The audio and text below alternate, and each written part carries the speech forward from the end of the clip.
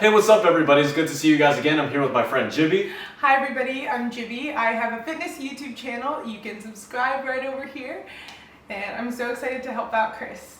Yeah, so today we're going to be taking some indoor film portraits on the Mamiya RZ67. We're going to be trying that out for a little bit, and we also have a second camera, the Fuji GW690II. We're going to be switching around some film stocks, but mostly centered around Fuji Pro 400H. So I share my thoughts at the end, and we'll just have some fun. See you guys at the end.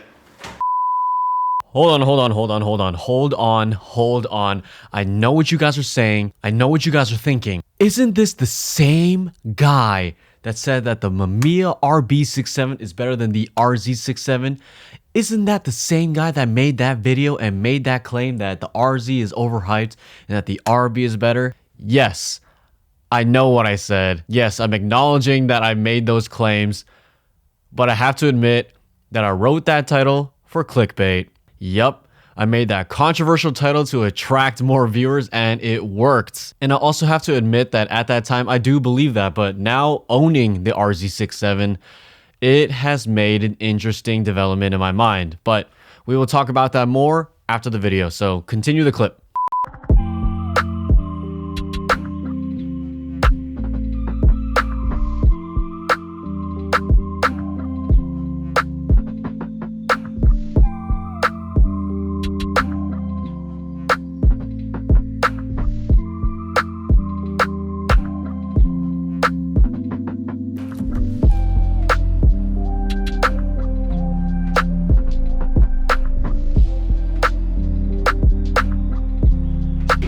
Possibly be in the photo. Really?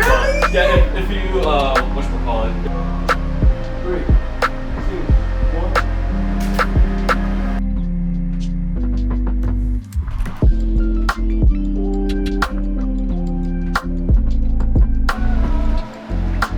Built-in light meter, like right through the viewfinder, but both of these don't have that. So having Ektar on one is like 3, 2, 1. Nice. Alright. Cover like your eyes completely.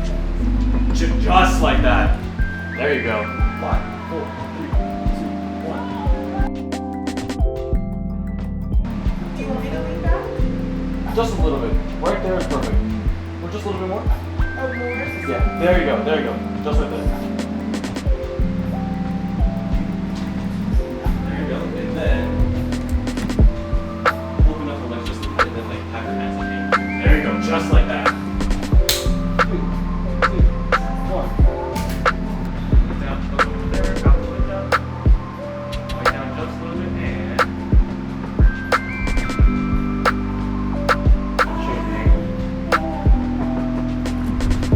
Good? Do you need water or anything? I'm good. No, your water is there if you do need water, right? Oh. And we're good. Cool. Alright, here's the last shot. Nice, and we're good with this outfit.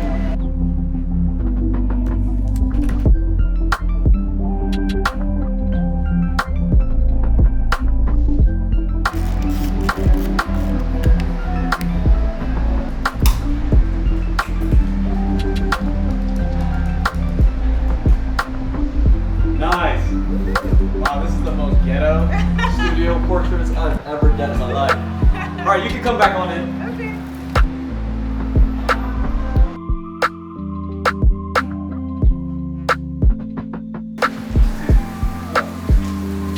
I was like, what was that?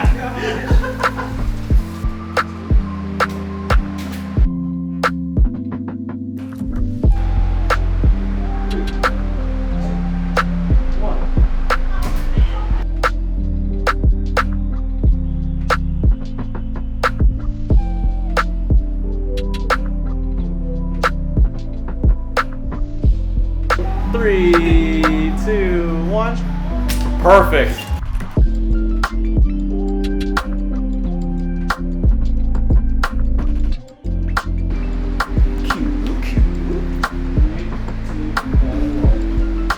Perfect.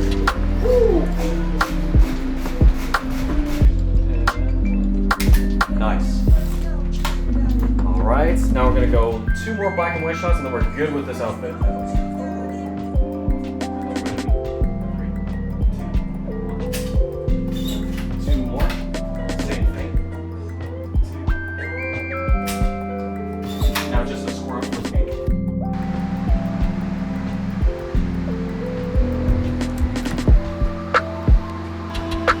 Can you sit back more in the chair? The time's kind of getting. 3, 2, and 1.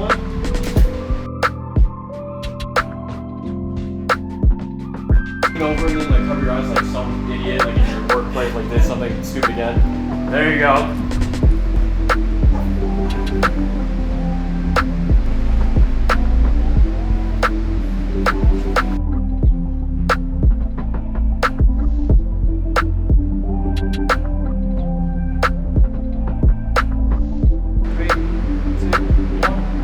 Woo! That one was like, that was super good.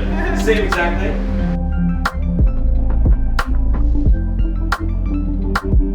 Vertical of like your hips to your head. So pretty much the same exact pose. Yeah, I'll just tell you the competition. Oh, gotcha. Don't know why I showed that, but I did.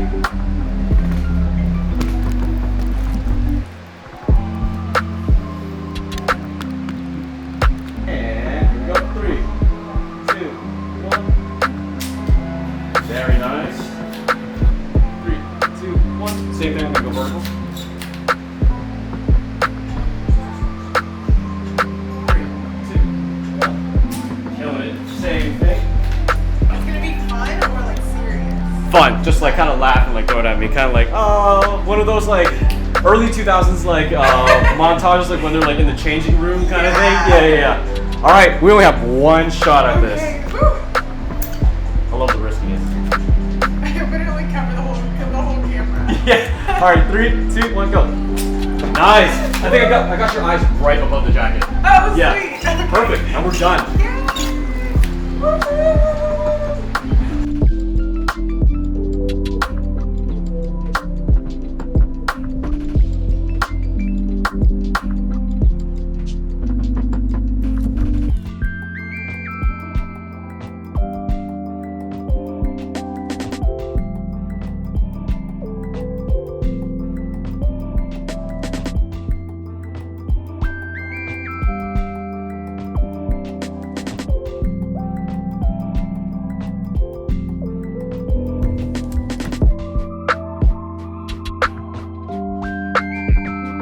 Hey, what's going on, guys? Welcome back from watching that montage of the portrait session with Jibby. She was incredible to work with.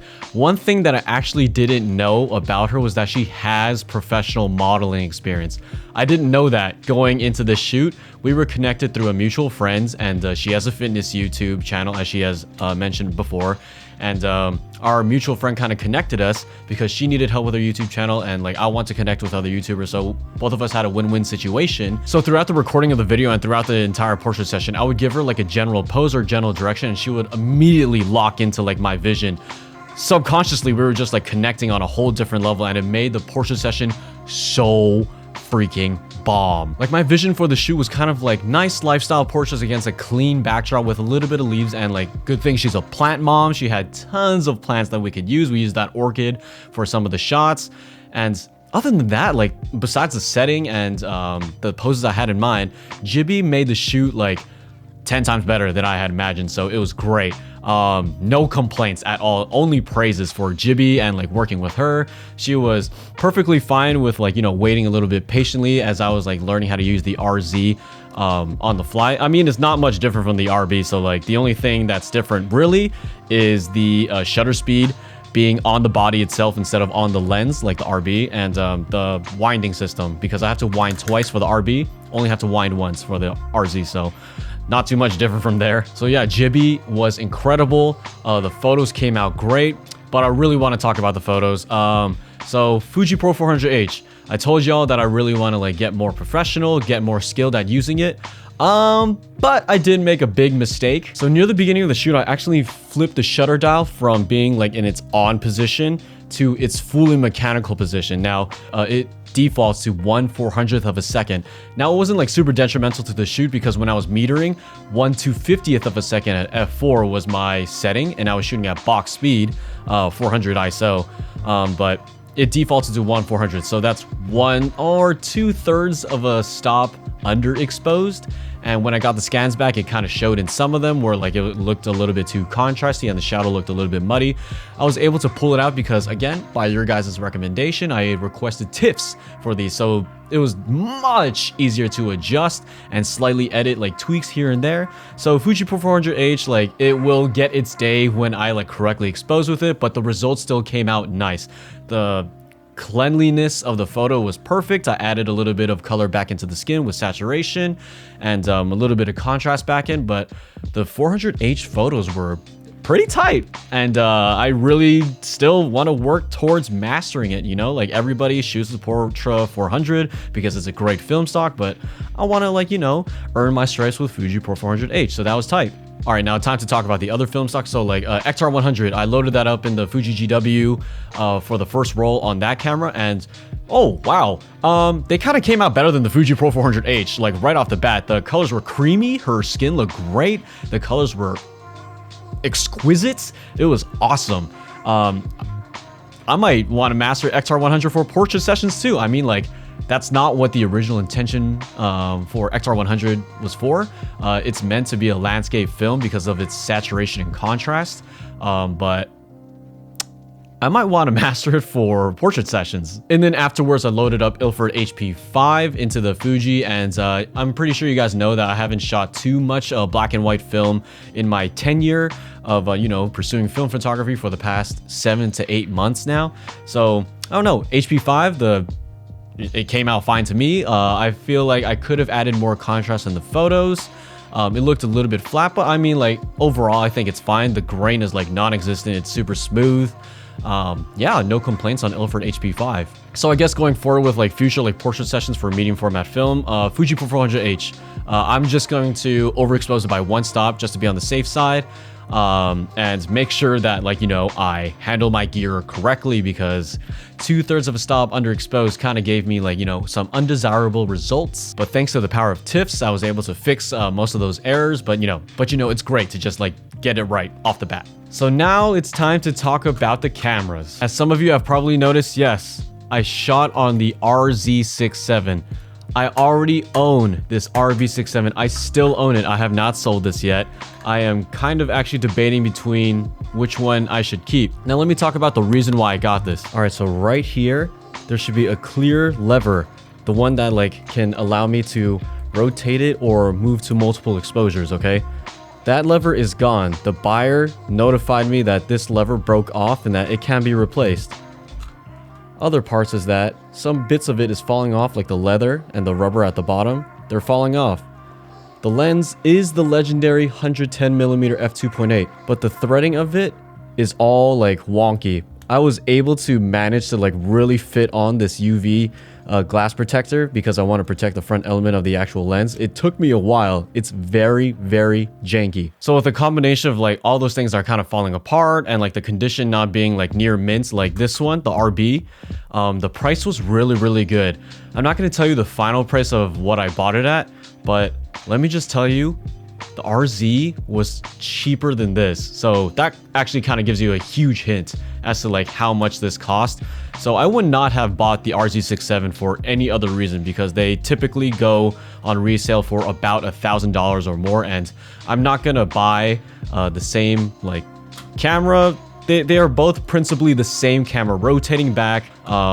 Lens systems are very similar. So far, I have not made up my mind of which I want to keep yet. The RZ experience was foreign to begin with, because for the RB, when you take a shot, you have to reset the mirror with this big lever, and then you have to wind the film with this lever. So I kind of like that two-stroke system, just because it feels more manual. You are more involved with the process. For the RZ, once you reset the mirror, it actually winds the film for you simultaneously, just because that's the way it was built. So it was foreign to begin with. I kind of felt like, oh shoot, like I'm kind of missing a process of this, and I hope the film is actually winding. But when I was like really like in the zone of the portrait session, kind of like that one lever action was a lot more efficient, as some of you probably already know.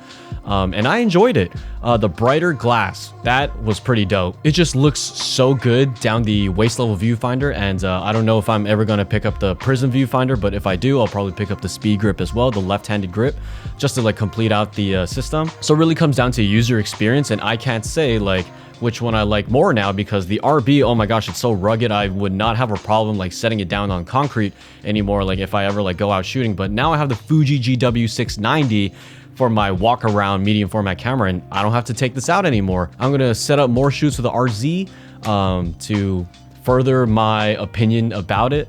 And yeah, but again, I got this RZ at a steal of a price. It was cheaper than this. This whole thing, this whole package was cheaper than this, which is incredible. I would not have gotten it for any other reason. So that is going for me personally. All right, guys and girls, thank you guys again for watching another portrait session, another medium format film session. It's been very exciting to develop my skills in this and kind of like my interactions and also like my whole like workflow of doing all this stuff. Look forward to like more of this to come in the future. That's all I have for you guys. Make sure you subscribe, like the video, and leave a comment down below, and I will see you beautiful people in the next video. Hold on, you guys know my outro and like what I have to do is force of habit. All right, there we go. Peace. But there actually are some things that I really freaking enjoyed in the RZ over the RB. One of them being this dark slide holder. So the dark slide, once you pull it out, there's actually a holder in the film back, so it's nice and tucked away and you won't lose it. For the RB, once you take out the dark slide, there is no back port in the... Oh, wait a minute. What? I didn't know that. Huh, well, that's off the list.